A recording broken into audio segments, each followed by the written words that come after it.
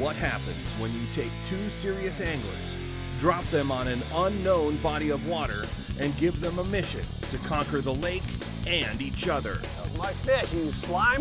Big fish. Two different patterns, one unknown lake, with no practice and no preparation. Who will catch the most fish and how? The only way to find out is to go commando.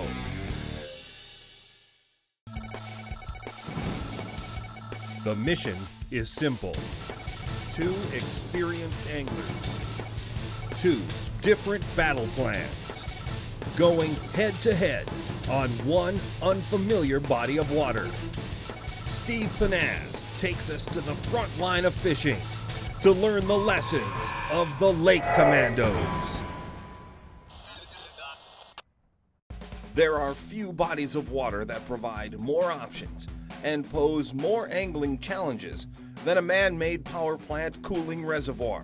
Huge fluctuations in water temperatures, a combination of man-made and natural structures, and a year-round growing season that can produce truly big fish. But Lake Commandos like Steve Pennaz and young gun Texas college angler Jerod Hawkes never shy away from a challenge. One of the things I notice about him real quickly is he's a very passionate outdoorsman. The second thing I learned is not only does he hunt, he's a very accomplished tournament bass fisherman. He's won a number of events on waters all throughout South Texas. Today's commando mission is to tackle a mid-sized power plant cooling reservoir for midwinter largemouth bass. With warm water 12 months a year, a power plant reservoir is a true trophy bass incubator. In fact, the lake record here is a 12¼ pound monster caught in 1982. Here are the rest of the details. Built and flooded in 1978, today's lake is nearly 2,400 acres and has a max depth of 70 feet. Unlike many reservoirs, water levels here remain relatively stable year-round. Water clarity is slightly to moderately stained. Available habitat is off the charts, with numerous points, huge flats, dozens of coves and creek arms, flooded roadbeds, and huge stretches of man-made riprap. Cover is also abundant, with stands of flooded timber, shallow cattail bogs, submerged tank dams, and tons of riprap rock. The forage base is typical of a southern reservoir, with shad, sunfish, and tilapia topping the list of prey species. The Commandos are facing a serious post-cold front situation here. Air temps dropped from the mid-60s yesterday to the low 40s today, and water temps in the main lake dropped from 65 to 58 degrees overnight. But the water temp near the warm water discharge is still 79 degrees. And the guys will have to deal with a serious post-front wind blowing a steady 25 to 35 miles per hour out of the southwest. That's the battleground the Lake Commandos are facing, and we're about to find out their plan of attack. But we also want to know how you would fish it, so let us know online. Today I'm going with a rattle bait because it's a highly versatile bait, and it's a really good bait in Texas this time of year. I chose a Seville flat shad. I'm throwing it on 20-pound trilene line. This line will allow me to keep the bait up in the water column a little bit more. I'm throwing it on a 7.3 medium heavy Veritas rod. This rod should give me a little bit more length on my cast, along with a good stiff backbone for when those fish hit it, I can get a good hook in them, and I'll have a little more sure hook sets. I'm throwing it on a Aura SX reel, phenomenal reel. It's a 6:4 to 1 gear ratio. It'll allow me to be real versatile with burning that rattle bait back, or I can slow it down and get that bait just a little bit deeper with this reel. And with this setup, I will beat Steve. So what effect is a cold front going to have on these fish? I don't know. We're going to have to find out today. But I want a versatile rig, something I could fish shallow, something I could fish deep. That's why I'm going to go with a Carolina rig. Just kind of a basic rig. I'm going with a 1/2 ounce tungsten weight. This is 50-pound spider wire stealth. I'm going with a mono leader. This is 14-pound XT, Trilene XT, tough. I've got a new bait. This may look like a chigger craw, but this is actually called a chigger quad. It's a brand new bait from Power Bait. I've got a green pumpkin with blue fleck on here. I've got a 4/0 wide gap mustad hook. And I'm going to be fishing this on a little heavier rod. This is a 7.6 Veritas medium heavy made by Abu Garcia. I like the length for casting distance, and when having a lot of line out on a Carolina rig, I like the distance and the power. I'm going to fish the Revo MGX, just a superb, super smooth reel. It's got a 7:9 to 1 retrieve ratio. I don't need all that speed, but I like having that speed when I do want to fire off a lot of different casts. But this is the rig that I'm going to use today, and we'll see if we can figure this lake out. We've got a major contradiction in presentations today. The loud and fast Sebile Flatshad up against the super slow Carolina rig. The Carolina rig gets the first crack. My goal this morning early was to find rock. Rock holds heat. It can be a great spot in cold weather. So we went to the intake, not the outtake where the real warm water comes in, but the intake. We had good depth. We had 21, 22 feet at a real steep break that came up into a riprap area. And my thought was rock, access to deep water, should be a great spot. Oh yeah, there you go. Hey, nice fish. Yeah. There's a few here. You know, I have to admit, I was surprised when Jerod hooked that first fish. One, I didn't think the conditions were good for us to catch numbers of fish, and he caught that one almost immediately. But the second fish really surprised me.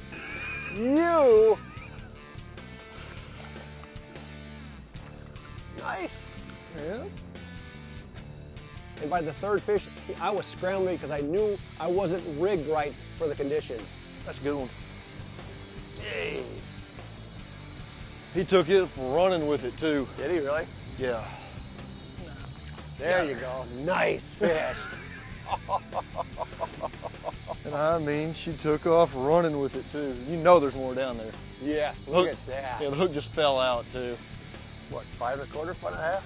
Yeah, she's probably that Bruiser. much. That's a bruiser. Yeah, that's probably about 5 pounds. You know, what's interesting is we've been out here maybe 10 minutes off the spot. Jerod's caught 3 fish already. A couple of differences. One, he's got a bead on. One, his weight's a 1/4 ounce heavier. 2, he's using a shorter leader. And 3, he's using fluorocarbon. I'm telling you what, I'm switching the weights, I'm switching the leader, and I'm switching the baits. We'll see what happens. The young up-and-comer is taking it to the veteran commando right out of the gates.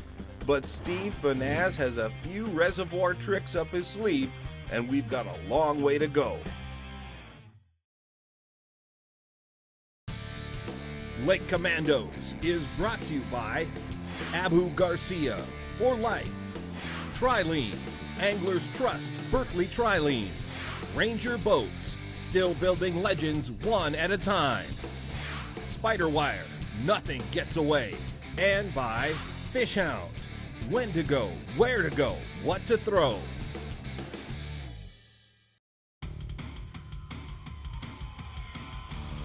They say the young have no fear, and that certainly applies to bass fishing and to Jerod Hawkes.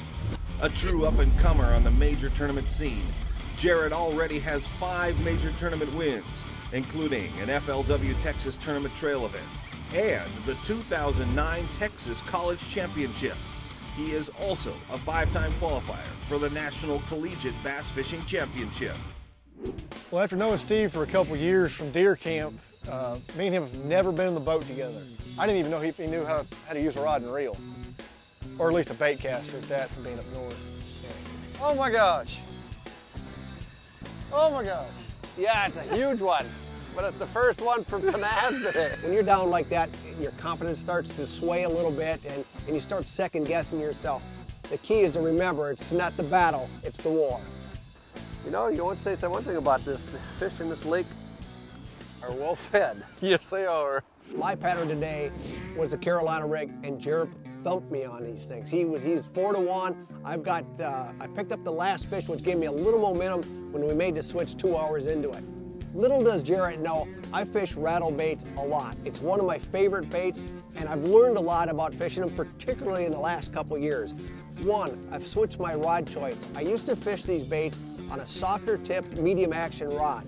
I found that it wasn't working for me. I went to a fast action and a little bit faster tipped rod. Hooked up more fish. Look at that. Nice fish, huh? Jerod and I were on the same wavelength today. I actually thought about picking rattle baits. The Sabile flathead's a very versatile bait. It's a fun bait to fish. You know, with today's competition, and it was a real neat and it was a real unique way of fishing where you have to pick two tactics and you're stuck doing them. Like I chose a rattle bait. I've never thrown a rattle bait down a riprap bank in my life. It's not something that I would think to do. You know, I'm marking some fish on bottom. There's a fish. On the hesitation I almost again. got you on that one. Good fish too. There you go. You know, this is a minor point, but you see how this fish has the front hook? A lot of times on crankbaits and these rattle baits, you'll get them on the back hook, and it's like they just barely nipped at it. But when you get that front hook going on that means that fish was really trying to eat it. When we got on the lake today, and you look across the lake and you see this massive dam, this riprap area that extends from almost horizon to horizon. And I gotta think, cold weather, rock, it's just a natural for this time of year. So I wanted to fish the riprap. It was interesting, when I saw this riprap, I was salivating this morning, and we couldn't fish it because it was so windy. But, you know, we fished it for a half hour now. We've got one, and there's got to be a better way to do this. All right, last cast, we'll go. I actually said this is the last cast, we're going to make a move, and then I decided to make one more cast after saying we had the last cast, and hooked a really, really nice fish. Big fish. There you go. That fish was probably the key fish of the day because it forced us to stay on the riprap, and it forced us to start fishing shallower and shallower, and it was the key to unlocking a great bag of fish. Yeah. All right. Yes. There you go, sir. Oh, the last cast, and look at that bait. Did he want to eat that bait or what? That's the bigger flat shad. That's a 77. The Steve Pennaz comeback is nearly complete. Can the young gun from Texas hold him off? We'll find out when Lake Commandos returns.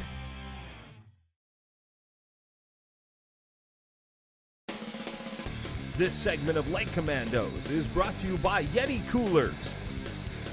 Yeti, wildly stronger, keep ice longer. What started out as a potential blowout has become a one-fish grudge match between the veteran Yankee from Minnesota and the young gunslinger from Texas. When we started throwing the rattle baits, you know, it got real tight.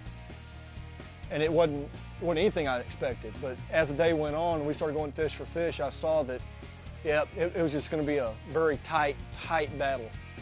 You got him though. You got him? That was my fish. You slime. Big fish. He's a good fish. Is he? Very nice fish. Interesting thing, I had a bite at the same time. Yep. You know, one of the great things that I'm going to take away from this is understanding better, not totally, but better, power plant lakes. The fact that you've got a water movement, real warm water, and it kind of flows and comes back cool water and through the intake. These lakes are phenomenal because they add some stability. They're very fertile, lots of bird life, lots of fish in here, lots of bait fish in here. This thing, when you get out there, just feels alive, like you're part of an organism out there. That one ate pretty far off the shore. I saw that. I can't believe how many bass in this lake are this size. I mean, that's a nice fish. Not a giant, but you know, just a good quality fish. I switched up to a little bit smaller bait.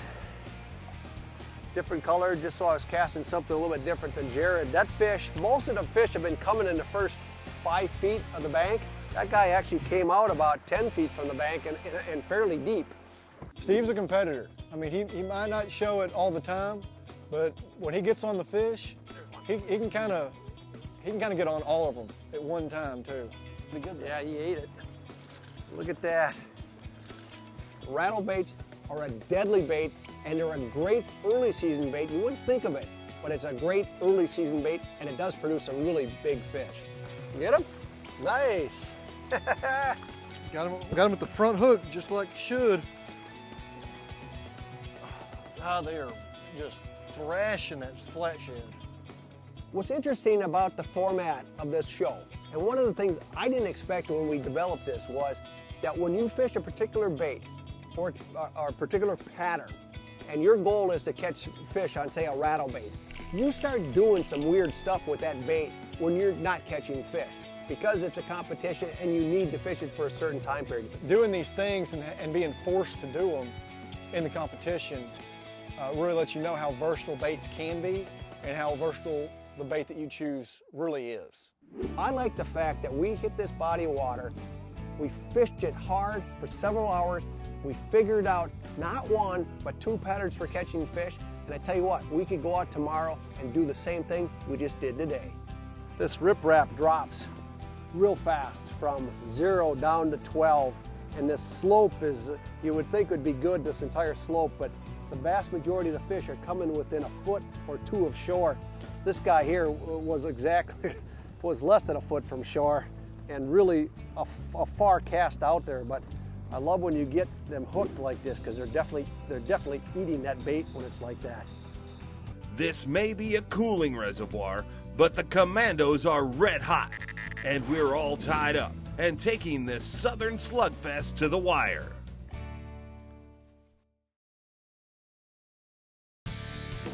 Lake Commandos is brought to you by Yamaha Marine. Reliability starts here.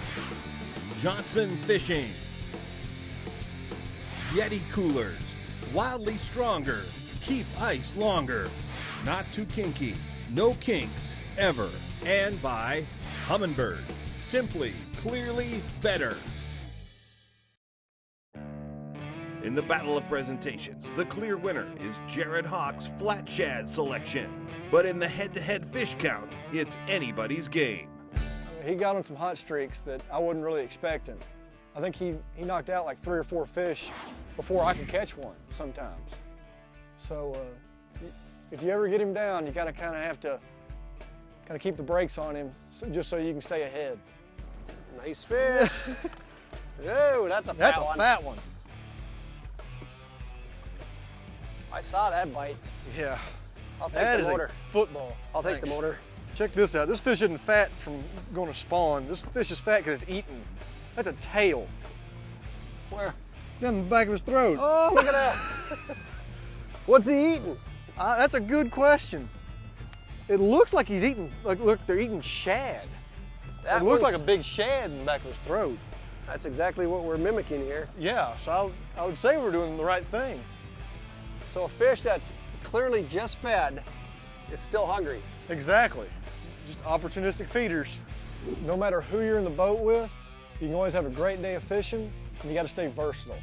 Even going commando like we did today, you know, you can always take a bait that you're planning on doing one thing with, and you can change it up a little bit to do just that little bit different thing.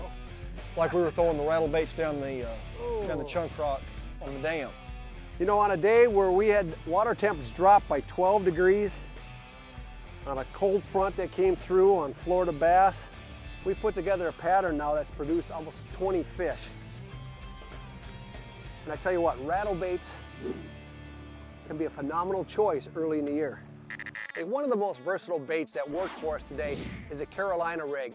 And the thing that I did wrong this morning was go to too light a sinker. Jerod started off with a 3/4 ounce and he went with a bead, and you can hear what happens with that bead. It makes a little clicking sound, almost like a craw down there. The bait that we used today successfully on the Carolina rig was the 4-inch green pumpkin trigger craw, a great bait all over the country. But the lure that really shined today for us was the Sabile flat shad, and we used the extra heavy model, at least I did, because when I would pause the bait, it would allow it to sink. Interesting thing, both Jerod and I fished this on monofilament. I was throwing it on 14-pound Berkley Trilene XT, and the reason I didn't throw it on braid, and the reason I didn't throw it on fluoro, is I wanted that neutrally buoyant line that mono offers and a little bit of stretch. I threw it on a 7-foot 6-inch Veritas rod. I threw it with the Revo Premier, which is a 6.4 to 1 retrieve ratio. That gave us a good mix of fishing fast and fishing slow. But that was the rig that put fish in the boat for us today. Who won? Who won what? The competition today? Well, you know, me and Steve might have Might have tied at the end of the competition, but I think the tiebreaker's big fish, and I own that one. The competition is based on numbers of fish, not size, just numbers of bass. Where he pulls this big fish out, I don't know. All I can tell you is if there's going to be any credit due, he caught it on my technique, so I should actually get half the credit.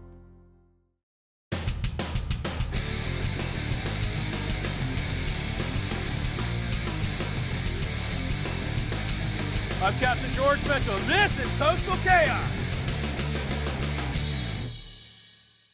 Hey, days on the water are precious, but so is cash. With the price of fuel nowadays, you got to have that balance. You got to know when to run, how to run, and how often to do it. Today's four-stroke technology offers a broad range of speed and fuel efficiency. I got 900 ponies on the back of this bad boy. She'll get up and run, but it also offers great fuel efficiency. At 40 miles an hour, I'm getting 1.5 miles per gallon. Heck, at 50, I'm getting 1.1. You know the old adage, the only time you have too much fuel is when you're on fire. Throw that one away. Four-stroke technology has changed. It's increased our fuel efficiency, made those long runs so much better. When I'm going to take that 200-mile run, I bring enough fuel for that run, plus about 30% more. You never know when the weather's going to kick up, or someone might break down, you need to give them a hand. I don't always run wide open, but it's nice to know you can either outrun the weather or win that Bimini start. And Yamaha's F300s offer that fuel efficiency and speed.